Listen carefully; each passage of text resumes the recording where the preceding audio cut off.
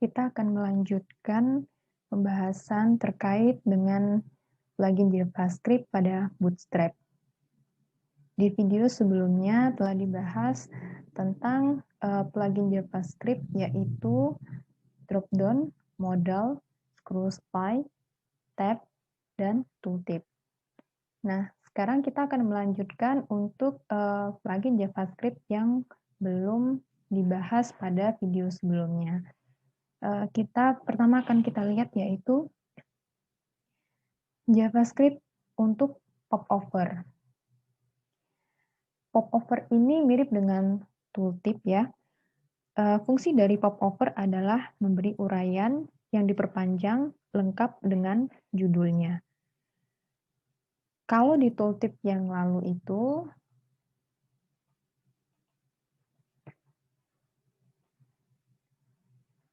nah kalau yang di tooltip, bentuk dari tooltip ini ya adalah seperti ini ya. Jadi ada pop-up box kecil ya, ada kotak kecil pop-up yang muncul ketika pointer ini atau mouse ini diarahkan kepada elemen yang sudah di-set tooltip-nya ya sebagai tooltip. Nah, seperti ini.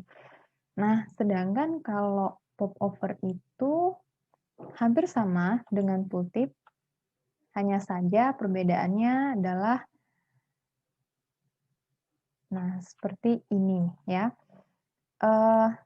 Kalau yang tooltip itu ketika mouse diarahkan ya, pointer diarahkan ke sebuah elemen ya. Jadi hover ketika pointernya bergerak ya ke arah sebuah elemennya, maka akan muncul seperti ini. Dan ini tooltip pun yang terlibat itu data atributnya adalah data toggle ya, pasti data toggle dengan nilai tooltip, kemudian title-nya itu ya. Jadi title-nya di sini semisal data title-nya hore, maka yang muncul akan tooltip berupa tulisan hore.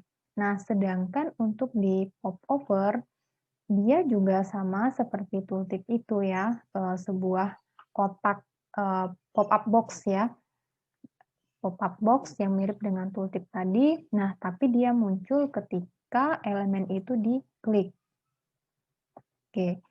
Lalu dia tidak hanya isinya hanya sekedar title seperti ini aja. Dia lebih banyak ya, lebih banyak dari tooltip ya kalau yang popover ini. Nah, dia ada tambahan atribut data konten. Nah, jadi title-nya itu sebagai popover header-nya, kemudian ada data kontennya ya untuk body-nya. Nah, seperti ini ketika diklik. Nah, popover header ya yang didefinisikan melalui atribut title, kemudian ini ada isinya, body-nya, some content inside the popover. Nah, ini adalah body-nya ya yang didefinisikan sebelumnya dengan atribut data konten. Nah, jadi itu perbedaan antara tooltip dan popover.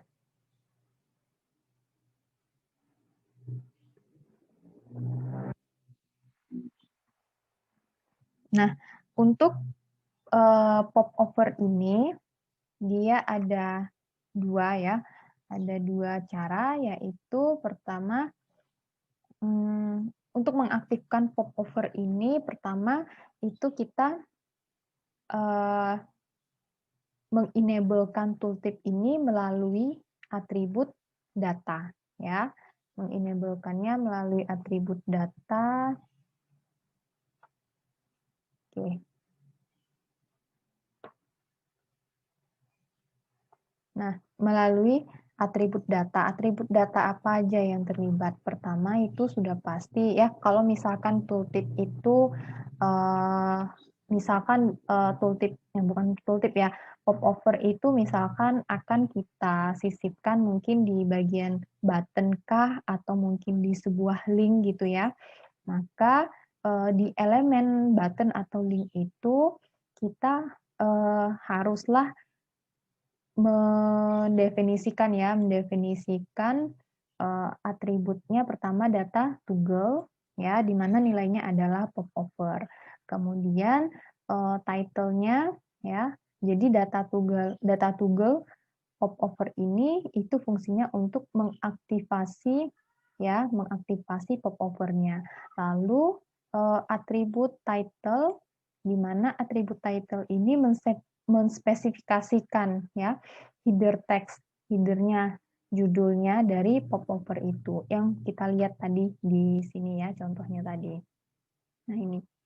Lalu selanjutnya diikuti oleh data konten. Nah, kalau tooltip itu kan tidak ada data kontennya tadi ya. Nah, kalau popover ini ada atribut data konten, di mana atribut ini menspesifikasikan teks ya, teks yang akan dimunculkan di dalam bagian body-nya popover itu. Nah, jadi nanti konten yang akan ada di dalam body popover itu ya ini ya, sesuai dengan yang sudah dituliskan value dari data konten yang ini. Nah, untuk popover ini ya berbeda seperti drop down, navigation gitu ya, atau model di mana mereka bisa aktif hanya dengan atribut data aja. Nah, kalau di popover ini sama seperti di tooltip. Mereka ini bisa aktif tidak hanya karena pendefinisiannya sebelumnya dengan atribut data saja ya. Jadi tidak hanya dengan data atribut saja, tetapi juga harus dibarengi dengan JavaScript. Nah, kalau tooltip itu kan pada video sebelumnya itu dijelaskan bahwa tooltip itu untuk bisa mengaktifasi menjalankan tooltip itu kita harus melibatkan jQuery. Kita harus aktifkan jQuery kita gitu ya. Kita harus punya jQuery. Nah, sama seperti popover ini ya. Popover ini juga dia tidak hanya didefinisikan melalui atribut data yang ini aja ya, tapi kita juga harus mengaktifkan jQuery kita ya. Nah, jadi ini bentuk JavaScript ya, bentuk JavaScript dari tooltip dari popover ini. Nah, ini kita bisa pilih salah satu mau gunakan yang ini atau gunakan yang ini. Tapi umumnya sih menggunakan yang JavaScript yang contoh script yang satu ini. Nah, jadi contohnya seperti ini ya. Nah, ini saya sudah mengkopikan contohnya. Nah, ini jadi di sini ada nih script untuk JavaScript untuk mengaktifasikan popovernya ya. Data toggle popover. Oke, lalu dot popovernya. Nah, ini ya. Ketika ini dijalankan,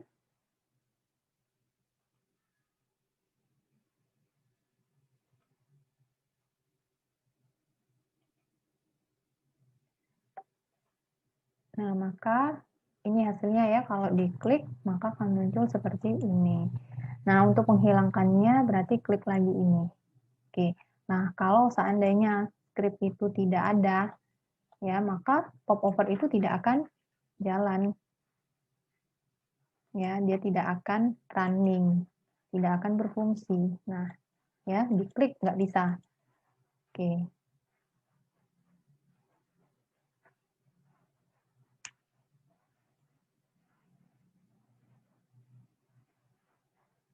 Nah, untuk popover ini jadi juga ada ya beberapa option yang bisa kita sisipkan di data atribut ya atau JavaScript-nya, yaitu beberapa pilihannya nih, ada animation, container, content, delay ya, HTML, placement, ini ada macam-macam. Nah, kita coba ambil contoh misalkan seperti placement. Placement ini yang seperti apa? Nah, ini placement berarti placement ya, place tempat ya, penempatan. Nah, ini ketika diklik mau di posisi tempatnya di atas kah popovernya, atau di bawah, di kiri, atau di kanan. Nah, itu berarti kita menambahkan option placement ini ya. Option placement ini kita tambahkan nilainya ya di JavaScript-nya itu di sini ya. Berarti nah ini placement ya. Nah, top kah atau bottom atau left atau right. Kalau ini tidak kita tentukan maka default-nya placement itu right ya, berarti posisinya ada di kanan. Ya, right. Nah, atau option yang lainnya. Misalkan trigger ya. Kita coba yang trigger. Nah, trigger ini dia option dari ini ya, popover option trigger ya. Jadi kalau trigger ini kita sisipkan ya di JavaScript itu, maka trigger ini dia berfungsi mendefinisikan bagaimana popover itu aktif ya. Apakah dia aktif untuk ketika diklik atau ketika di hover, artinya hanya dilewati, hanya diarahkan kursornya ke sini gitu ya, ataukah dia fokus gitu ya, harus diklik atau di tab gitu ya.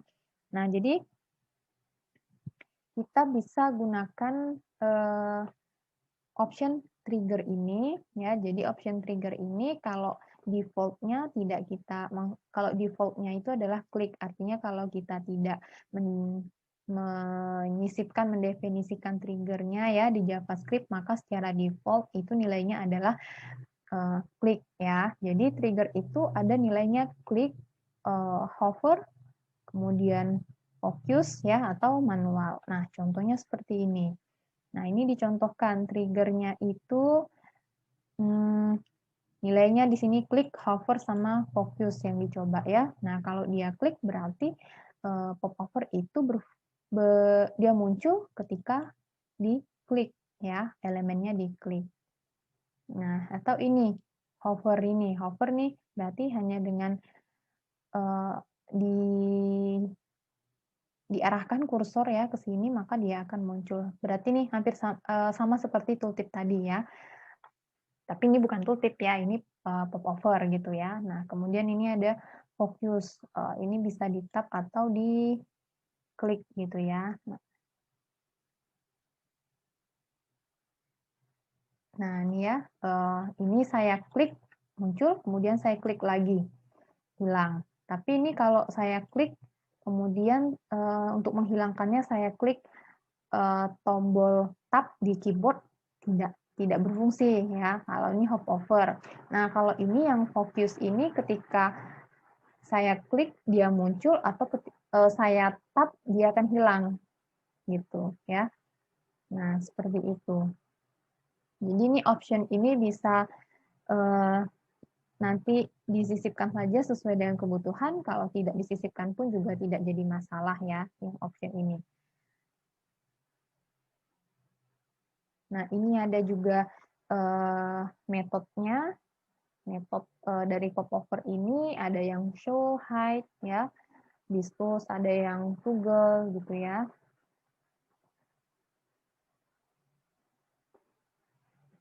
Nah, ini popovernya kalau nilainya show itu seperti apa, hide, toggle gitu ya. Nah, seperti ini kalau show gitu ya.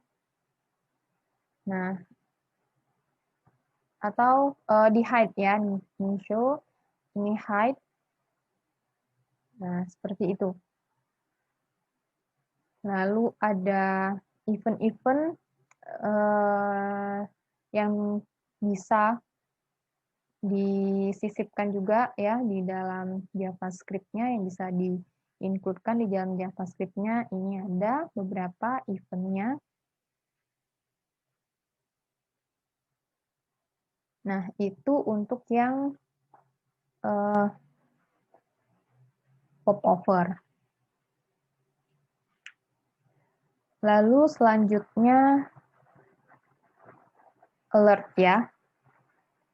Nah, untuk yang alert ini itu sebelumnya sudah pernah dibahas di bagian komponen dasar Bootstrap ya. Jadi alert itu warning gitu ya. Warning. Nah, jadi cara pembuatan alert itu kemarin beberapa video sebelumnya itu cara pendefinisiannya yaitu pemanggilan kelas alert ya. Nah, alert itu yang lalu itu macam-macam ya, ada alert sukses, alert info. Jadi kalau misalkan nih seseorang ya pengguna dia menginputkan isian form kemudian submit ternyata berhasil, maka akan diberikan semacam alert atau warning kepada si pengguna ya di tampilan desktopnya. Nah, kalau berhasil berarti kan alert sukses. Nah, itu warnanya hijau seperti ini ya, atau warning atau danger gitu ya. Nah, ini macam-macam. Jadi warna-warnanya ini sesuai dengan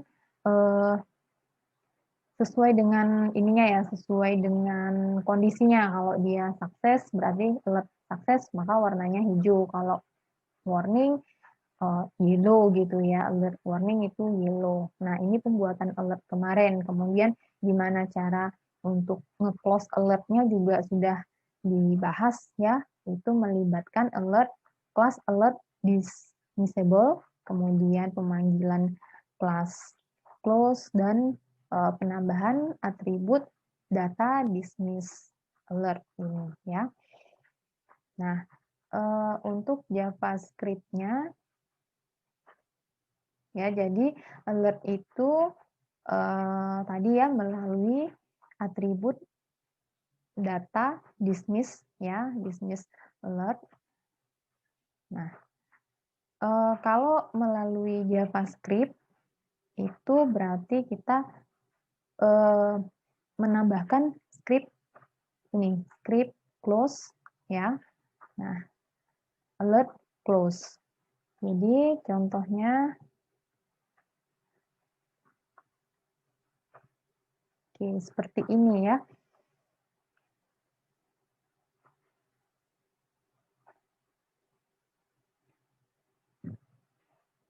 Nah, seperti ini contoh dari script untuk yang close alert-nya ya. Jadi di sini sebenarnya di alert ini, di bagian JavaScript alert ini dia lebih fokusnya untuk bagian close-nya, close dari alert-nya itu seperti apa ya. Jadi JavaScript-nya itu tambahan untuk membantu menutup dari alert-nya ya, bukan membuat alert-nya. Jadi alert ini digunakan untuk menampilkan informasi ya seperti peringatan atau konfirmasi pesan ke pengguna. Oke, jadi tadi untuk mengaktifkan ya, untuk mengaktifkan tombol atau fitur dismiss pada alert ini, maka kita menambahkan ini ya, menambahkan data atribut yaitu data miss di mana nilainya adalah alert yang bisa kita tambahkan di elemen A, ancol atau button gitu ya. Dan tidak lupa itu kita harus menyisipkan ini ya, times ini ya, dan times titik koma itu untuk sign untuk simbol X.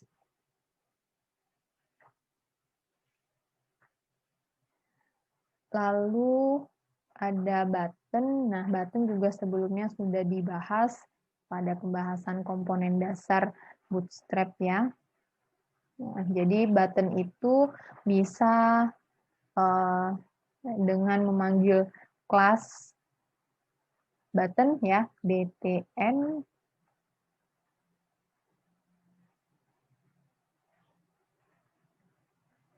Nih ya, button.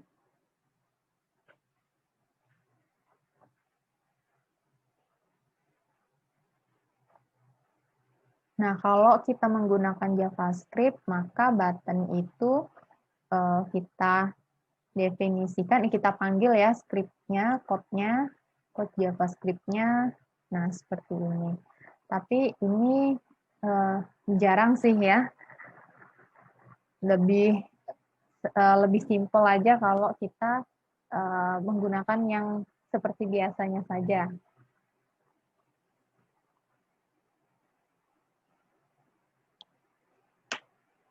Lalu collapse ya. Nah, collapse ini juga bagian dari komponen dasar Bootstrap. Cuman sepertinya saya belum membahas tentang collapse ini ya, dasar dari collapse ini. Nah, kita lihat dulu collapse ini apa. Nah, jadi plugin Collapse ini ya, dia berguna untuk ketika kita ingin menghidden atau show ya, menampilkan sebuah konten. Jadi jika ada sebuah konten yang kita rasa ini konten lebih baik ini bisa di show gitu ya, bisa di show atau di hidden gitu ya, maka ini adalah fungsi dari Collapse itu. Jadi Collapse ini dia akan memberikan gaya dasar dan dukungan yang fleksibel untuk komponen yang dapat dilihat ya, ataupun yang dapat dilipat ya. Artinya dilipat itu contohnya seperti ini maksudnya ya, istilah dilipat itu. Nah, ini adalah contoh dari Collapse. Jadi kalau kita butuh sebuah interface ya, di mana interface-nya itu dia ada sebuah elemen yang bisa menampilkan atau menghidden konten dari kita itu, berarti kita butuh yang namanya collapse ya. Nah, collapse ini sendiri ya, untuk bisa mengaktifkan collapse itu, maka kita pada button atau link kita itu kita menambahkan atribut data toggle. Data toggle dengan nilai value-nya adalah collapse. Lalu ada data target ya. Data target ini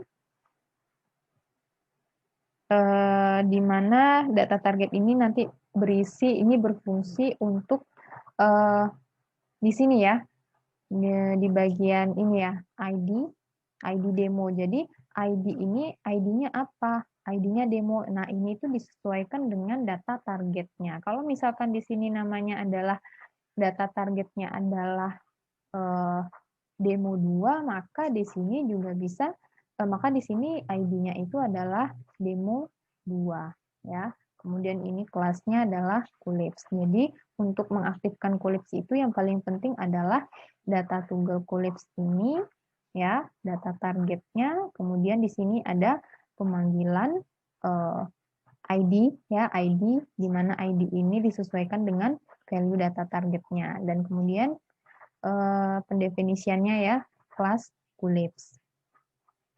Nah, seperti itu.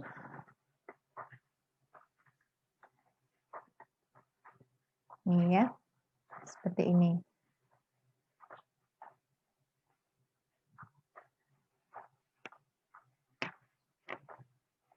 Nah, jadi untuk yang Collapse ini kita bisa mendefinisikannya melalui atribut data ya, data tunggal nilainya yang dimana nilainya Collapse ya, kemudian data target. Oke. Nah, lalu kalau melalui JavaScript juga bisa, berarti dengan menggunakan script Collapse ini ya. Nah, untuk ini kita ambil contohnya ya. Kita ambil contoh.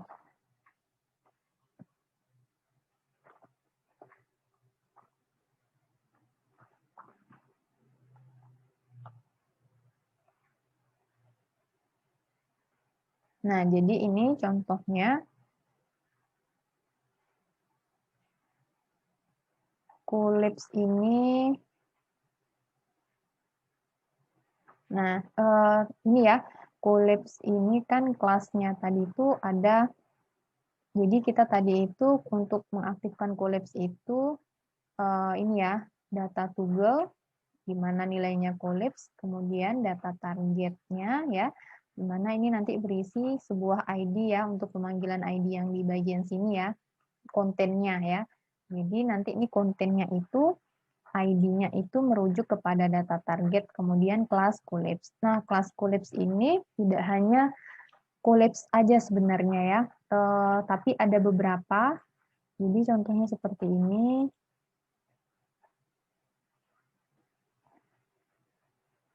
Collapse.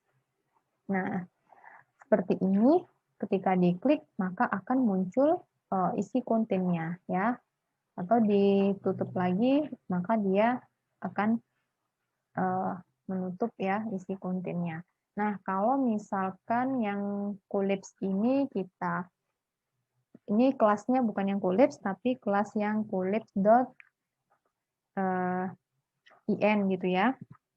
Nah, kalau ini dia menampilkan konten. Jadi kalau dia collapse yang seperti ini saja, collapse aja, dia menyembunyikan konten ya, menyembunyikan konten ketika di awal loading. Tapi kalau yang dot pakai ini ya, pakai in ini, maka ketika di awal itu dia akan menampilkan isi kontennya dulu. Nah, kemudian bisa ditutup lagi gitu ya.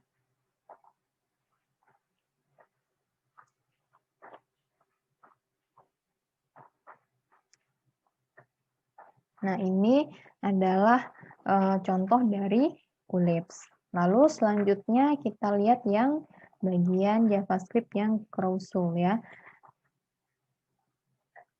Nah, carousel ini juga merupakan bagian dari komponen dasar Bootstrap. Cuman saya juga belum menjelaskan di video-video sebelumnya, belum saya singgung terkait carousel ini. Apa sih carousel itu? Carousel adalah slideshow untuk apa ya? Untuk memutar ya, men-slideshow ya, men-slideshow isian dari sebuah elemen. Misal yang banyak kita lihat ya, biasanya ketika kita membuka sebuah sebuah website ya, sebuah web, kemudian kita lihat di bagian home-nya, berandanya ada beberapa kumpulan foto ya, di mana beberapa kumpulan foto itu dibuat slideshow-nya seperti ini. Nah, inilah yang dinamakan dengan carousel ya. Nah, bagaimana untuk membuat carousel ini? Untuk membuat carousel ini ada beberapa indikator dan kontrol ya yang harus kita perhatikan. Nah, yaitu kita harus, jadi carousel ini yang untuk mengaktifkan carousel ini ya, pertama itu kita lihat nih atribut data write ya, atribut data write carousel. Nah, ini artinya kita akan mengaktifkan carousel-nya. Lalu di sini untuk bagian indikator yang ini ya. Nah, di sini di indikator yang ini kita misalkan ya, kalau yang dicontoh ini ada 3 foto yang akan ditampilkan ya, yang akan ditampilkan. Nah, di sini maka indikatornya adalah kelas carousel indicator, data targetnya ya, data slide tool ya. Data slide tool ini ini berupa number ya. Jadi kalau 3 dimulai dari 0, 0, 1, 2. Berarti kalau ada 5, 0, 1, 2, 3, 4. Kalau ada 5 foto misalnya seperti itu. Nah, ketika di load pertama kali itu webnya misalkan akan ditampilkan dulu gambar yang pertama, maka di sini di kelasnya itu aktif. Kalau mau menampilkan gambar yang kedua dulu, maka berarti yang di data slide to 2 ya. Maka di sini kelas aktifnya dibuat. Lalu ini untuk indikatornya ya, indikator untuk membaca gambarnya ya, untuk penggeseran gambarnya nanti. Nah, lalu ini slideshow ini didefinisikan dengan kelas ya, pemanggilan kelas carousel inner. Nah, di sini setelah carousel inner ini ya, ada di bawahnya itu adalah carousel item ya. Carousel item. Nah, jadi carousel inner itu adalah menambahkan kelas carousel inner itu untuk menambahkan slide ke carouselnya. Nah, untuk menambahkan slide ke carousel. Nah, untuk menspesifikasikan konten dari slide-slide ini, maka itu kita menggunakan carousel item. Nah, jadi di sini ada sebuah slide, di mana sebuah slide ini terdiri dari 3 item foto. Maka di sini ada carousel inner, kemudian carousel item, ya. Nah, ada 3 seperti ini. Ini berupa gambar. Nah, lalu ada left and right control ini fungsinya untuk previous dan next-nya, ya, untuk previous dan next control-nya. Nah, ini seperti ini, ya. Berarti kelas carousel control prev, ya. Data slide-nya prev. Oke, ini next.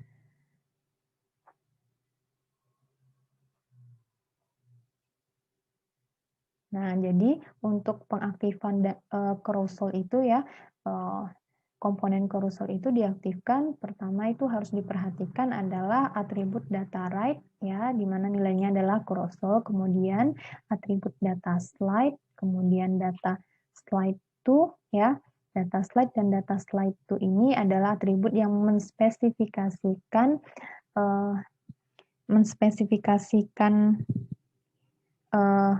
slide yang akan muncul gitu ya, yang akan muncul selanjutnya. Menspesifikasikan juga penggeseran dari posisi slide gitu ya. Kemudian data slide ya, atribut data slide itu dia hanya ada 2 nilainya, yaitu previous dan next ya. Kalau data slide to ini ya, dia number ya, berupa number. Nah, seperti ini. Jadi kalau ada 5 gambar tadi ya, 0, 1, 2, 3, 4. Itu untuk kontrolnya tadi ya, untuk indikatornya. Nah, kalau melalui JavaScript, seperti ini ya, script-nya. Nah, jadi script-nya carousel ini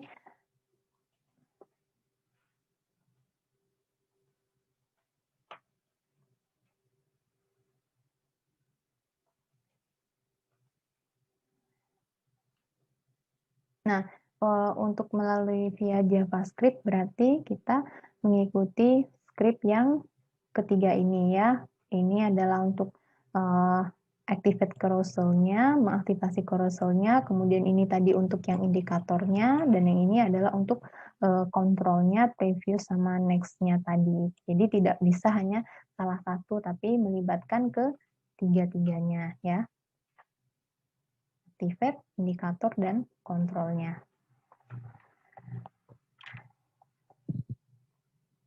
Nah, kalau misalkan mau menambahkan caption di carousel kita ya, di gambar ini mau menambahkan caption, maka kita bisa menggunakan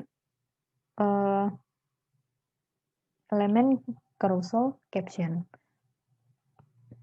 Contohnya itu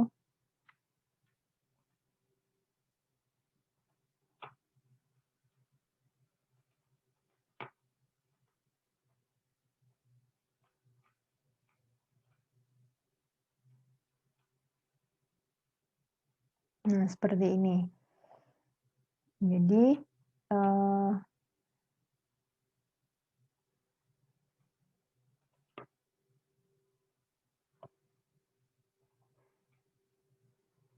Nah, tadi kan ada carousel inner, kemudian carousel item aktifnya ya, yang mana gambar-gambarnya. Nah, kalau misalkan mau menambahkan, caption seperti ini, maka kita tambahkan lagi di dalam kelas, di dalam, div atau kelas carousel item itu ya, tidak hanya cuma gambar aja yang kita, tambahkan di sini ya nilainya, tapi juga ada div class ya, ada kelas carousel caption. Nah, ini di dalam div class carousel caption inilah dituliskan kata-kata yang ingin kita buat ya, yang akan kita tulis ya untuk ditampilkan di slideshow kita ini. Jadi penambahannya yaitu pemanggilan kelas carousel caption di dalam kelas carousel item. Oke, itu dia beberapa dari plugin JavaScript yang ada pada Bootstrap. Silahkan dicoba dipraktekkan script yang ada ya untuk bisa dipahami seperti apa outputnya. Terima kasih.